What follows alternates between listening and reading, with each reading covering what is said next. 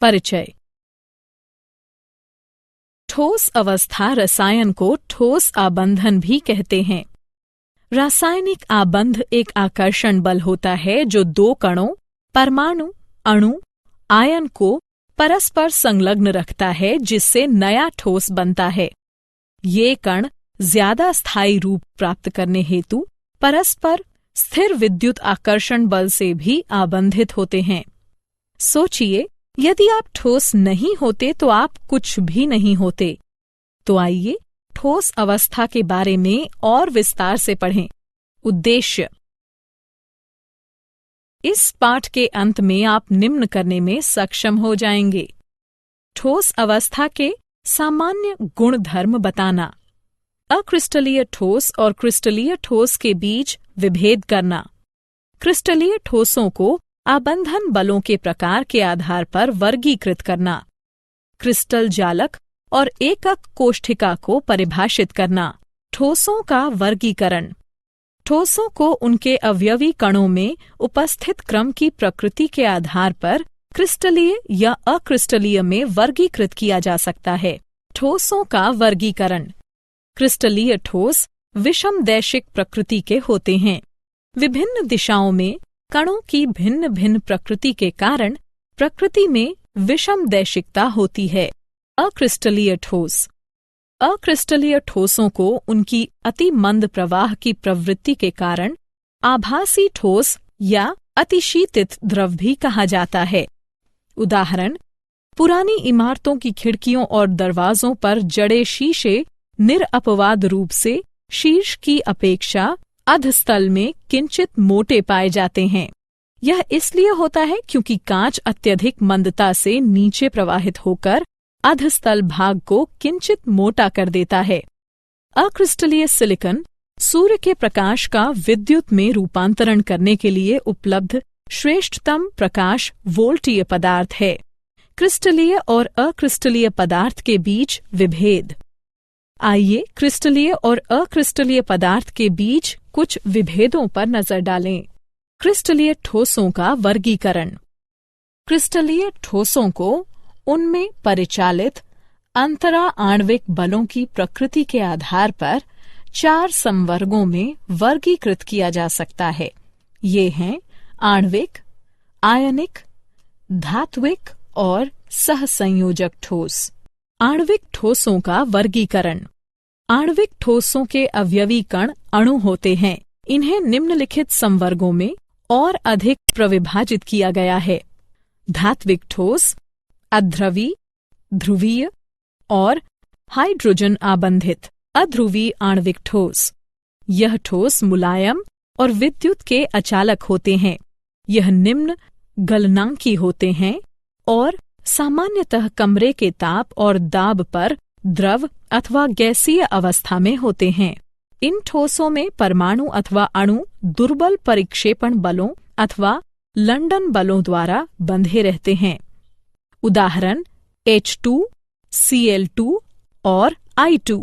ध्रुवीय आणविक ठोस। पदार्थों के अणु ध्रुवीय सहसंयोजक आबंधों से बने होते हैं। अणु अपेक्षाकृत प्रबल द्विध्रुव अन्योन्य क्रियाओं से एक दूसरे के साथ बंधे रहते हैं। यह ठोस मुलायम और विद्युत के अचालक होते हैं। इनके गलनांक अध्रुवी आणविक ठोसों से अधिक होते हैं।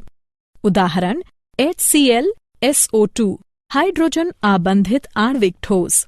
ऐसे ठोसों के अणुओं में H और F, O अथवा N परमाणुओं के मध्य ध्रुवीय सहसंयोजक बंध होते हैं। यह विद्युत के अचालक होते हैं। सामान्यतः यह कमरे के ताप और दाब पर वाष्पशील द्रव अथवा मुलायम ठोस होते हैं। उदाहरण, H2O बर्फ। आयनिक ठोस। आयनिक ठोसों के अवयवी कण आयन होते हैं। ऐसे ठोसों का निर्माण धनायनों और ऋणायनों के त्रिविमीय विन्यासों में प्रबल कूलोमी स्थिर विद्युत बलों से बंधने पर होता है। यह ठोस कठोर और भंगुर प्रकृति के होते हैं। इनके गलनांक और क्वथनांक उच्च होते हैं। ये ठोस अवस्था में विद्युत रोधी होते हैं। ये गलित अवस्था में अथवा जल में घोलने पर विद्युत का संचालन करते हैं। धात्विक ठोस।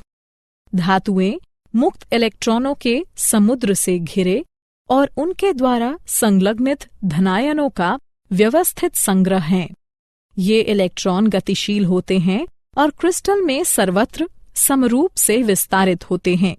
ये मुक्त और गतिशील इलेक्ट्रॉन धातुओं की उच्च विद्युत और ऊष्मीय चालकता के लिए उत्तरदायी होते हैं। सहसंयोजक अथवा नेटवर्क ठोस। सहसंयोजक बंध प्रबल और दिशात्मक प्रकृति के होते हैं, इसलिए परमाणु अपनी स्थितियों पर अति प्रबलता से संलग्न रहते हैं। ऐसे ठोस अति कठोर और भंगुर होते हैं। इनका गलनांक अत्यंत उच्च होता है और गलन से पूर्व विघटित भी हो सकते हैं। ये विद्युत रोधी होते हैं और विद्युत का संचालन नहीं करते। उदाहरण हीरा, सिलिकॉन, कार्बाइड। ग्रेफाइट कार्बन परमाणु विभिन्न परतों में व्यवस्थित होते हैं और प्रत्येक परमाणु उसी परत के 3 निकटवर्ती परमाणुओं से सहसंयोजक बंधन में होता है, जो कि एक दूसरे के ऊपर सरक सकते हैं। यह ग्रेफाइट को मुलायम ठोस और उत्तम ठोस चिकनाई बनाते हैं। क्रिस्टल जालक और एकक कोष्ठिका। अतः दिक्स्थान में बिंदुओं की नियमित त्रिविमीय व्यवस्था को क्रिस्टल जालक कहते हैं। एकक कोष्ठिका क्रिस्टल जालक लघुतम है। इसे जब विभिन्न दिशाओं में पुनरावृत्त किया जाता है तो पूर्ण जालक की उत्पत्ति होती है। प्रत्येक एकक कोष्ठिका के अभिलक्षणिक गुण निम्न हैं। 1. उसके तीनों किनारों की विमाओं A, B और C के द्वारा, जो कि परस्पर लंबवत हो भी सकते हैं अथवा नहीं भी। 2. किनारों कोरों के मध्य कोण अल्फा, B और C के मध्य, बीटा A और C के मध्य और गामा A और B के मध्य के द्वारा। इस प्रकार एकक कोष्ठिका 6 पैरामीटरों A, B, C, alpha, beta और गामा द्वारा अभिलक्षणित होती है। आद्य एवं केंद्रित एकक कोष्ठिका। एकक कोष्ठिका को विस्तृत रूप से 2 संवर्गों में बांटा जा सकता है। आद्य एवं केंद्रित एकक कोष्ठिका। क. आद्य एकक कोष्ठिका। जब अवयवी कण एकक कोष्ठिका के केवल कोनों पर उपस्थित हों तो उसे आद्य एकक कोष्ठिका कहा जाता है। ख. केंद्रित एकक कोष्ठिका। जब एकक कोष्ठिका में एक अथवा अधिक अवयवी कण कोनों के अतिरिक्त अन्य स्थितियों पर भी उपस्थित होते हैं तो उसे केंद्रित एकक कोष्ठिका कहते हैं। केंद्रित एकक कोष्ठिका। केंद्रित एकक कोष्ठिकाएं 3 प्रकार की होती हैं। अंतः केंद्रित एकक कोष्ठिका।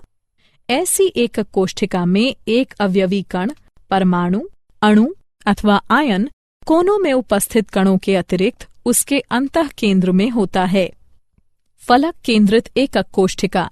ऐसी एकक कोष्ठिका में कोनों पर उपस्थित अवयवी कणों के अतिरिक्त एक अवयवी कण प्रत्येक फलक के केंद्र पर भी होता है।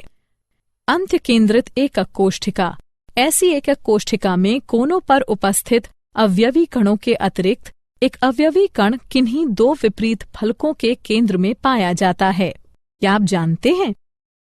साथ ही धनीय जालक संरचना अधनीय संरचना की तुलना में फिसलन का ज्यादा अवसर उपलब्ध कराती है, क्योंकि उनकी समरूपता विभिन्न दिशाओं में घनिष्ठता से संबद्ध परतें उपलब्ध कराती है।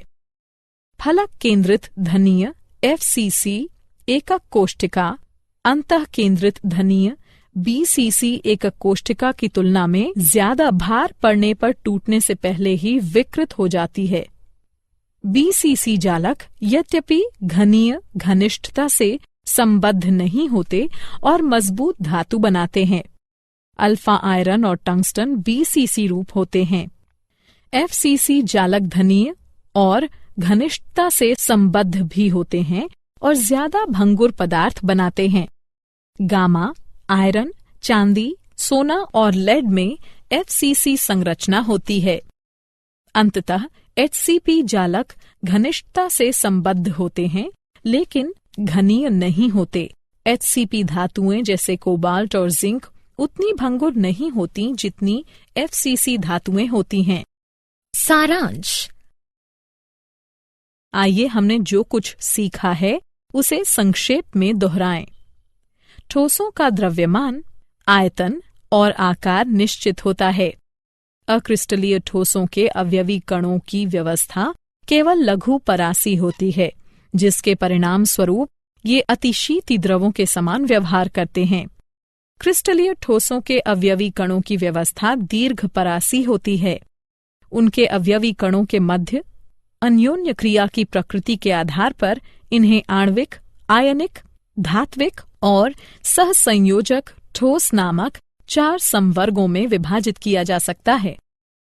क्रिस्टलीय